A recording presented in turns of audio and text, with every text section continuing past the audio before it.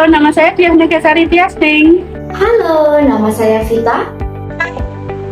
Saya Syarafina Jekida Putri. Halo, nama saya Waniti Adila Regina. Halo, saya Yuni Iswanti. Kami dari kelompok 1 PPG Prajabatan Kimia 001 mempersembahkan. Apakah teman-teman tahu bagaimana pendidikan Indonesia di mata dunia?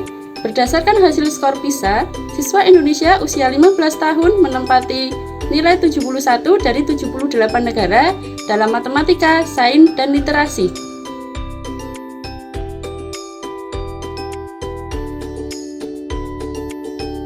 Tahukah kamu, Bapak Pendidikan Indonesia Ki Hajar Dewantara pernah berkata, pendidikan adalah proses memanusiakan manusia, sehingga pendidikan harus memerdekakan manusia dari segala aspek kehidupan, baik secara mental, jasmani, maupun rohani. Lalu, apakah pendidikan di Indonesia saat ini sudah memerdekakan? Atau masih membelenggu peserta didik? Yuk kita bahas bersama. Pernah nggak sih kalian berpikir kalau materi yang diberikan di sekolah terlalu banyak? Ya, materi di sekolah terlalu banyak, tapi isinya hanya teori-teori saja, sedangkan penerapannya masih kurang.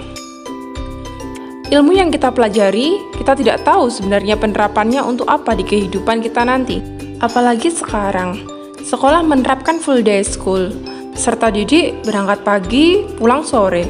Coba jujur deh, dengan jam belajar yang seperti itu, apakah kalian bisa fokus belajar?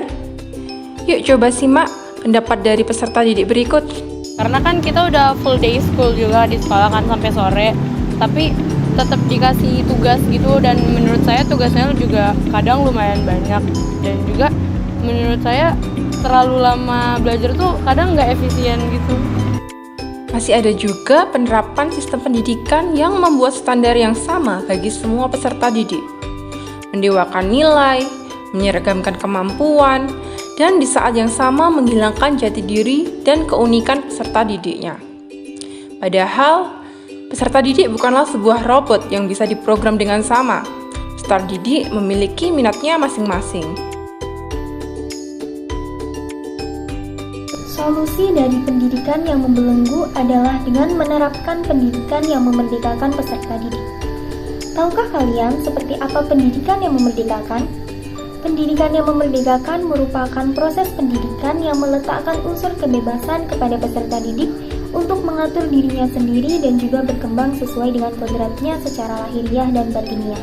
Pendidikan yang memerdekakan dapat menuntun tumbuh dan atau hidupnya kekuatan kodrat yang ada pada anak agar dapat memperbaiki lakunya dan tumbuhnya kekuatan kodrat tersebut. Bermain salah satu dari kodrat anak. Nah, sudah saatnya permainan anak menjadi bagian pembelajaran di sekolah. Belajar bukan hanya di kelas, belajar di mana saja, kapan saja, dan dengan siapa saja. Pendidikan yang memerdekakan bebas dari segala ikatan, dengan suci hati mendekati sang anak, bukan untuk meminta suatu hak, tetapi menghamba kepada anak, yaitu pembelajaran dengan berpusat pada peserta didik. Yang perlu kita pahami bahwa anak bukanlah kertas kosong yang bisa digambar oleh orang dewasa. Akan tetapi, anak adalah makhluk unik yang sudah memiliki kodrat masing-masing. Perlu kita pahami bahwa pendidik diibaratkan sebagai petani yang menanam jagung.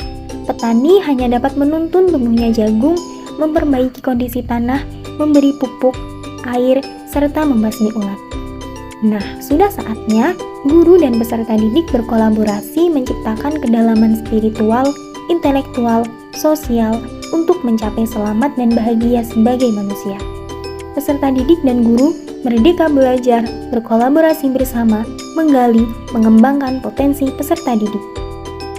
Sesuai dengan filosofi Ki Hajar Dewantara, maka diterapkanlah konsep memerdekakan peserta didik guna terwujudnya merdeka belajar.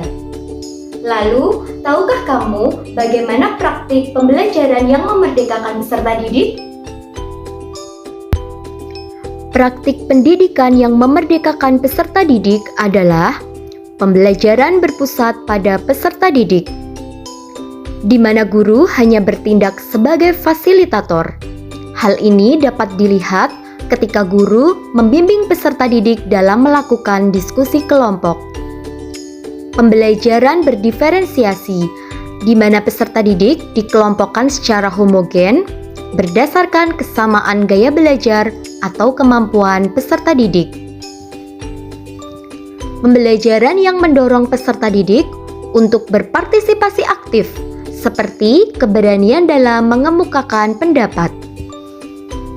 Pembelajaran berfokus pada penilaian selama proses belajar daripada hasil belajar. Proses pembelajaran tidak hanya berlangsung di dalam kelas, namun dapat memanfaatkan lingkungan sekolah dengan berbagai sumber belajar yang ada. Pendidik memiliki peran penting dalam mewujudkan pendidikan yang merdeka bagi peserta didik. Setiap peserta didik itu unik, yang artinya guru perlu memahami keunikan dari setiap peserta didik dan menghargai perbedaan setiap individu. Selain itu, guru juga menyediakan kesempatan yang sama bagi seluruh peserta didik untuk belajar dan berkembang sesuai dengan potensi mereka. Peserta didik juga berhak diberi kesempatan oleh guru untuk memiliki suara dan mengambil keputusan dalam proses pembelajaran. Jadi, kesimpulan dari pendidikan yang memerdekakan adalah proses pendidikan yang meletakkan unsur kebebasan anak didik untuk mengatur dirinya sendiri, bertumbuh dan berkembang sesuai kodratnya secara lahiriah dan batiniah. Terima kasih.